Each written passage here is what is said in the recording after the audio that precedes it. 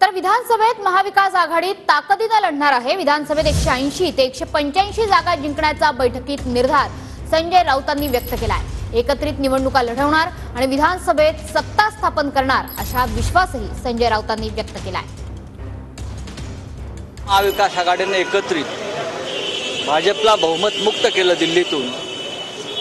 तीच महाविकास आघाडी महाराष्ट्रामध्ये पुन्हा एकदा आम्ही एकत्र 3 पक्ष शिवसेना, काँग्रेस आणि राष्ट्रवादी काँग्रेस माननीय पवार साहेबांची आम्ही एकत्रितपणे महाविकास आघाडी म्हणून ताकदीनं लढू आणि 180 ते 185 विधानसभेच्या जागा जिंकू अशा प्रकारचा निर्धार आजच्या शिवसेनेच्या बैठकीत सुद्धा करण्यात आला। महाविकास आघाडीमध्येच आम्ही निवडणुका लढू आणि महाराष्ट्रातली सत्ता काबीज करू।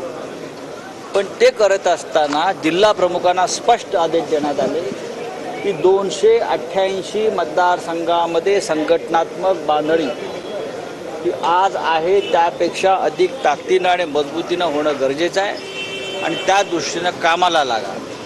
एखादी विधानसभा आपण लढू अथवा न लढू, पण तिथे संघटना ही मजबूतीनं दिसली पाहिजे, उभी राहिली पाहिजे।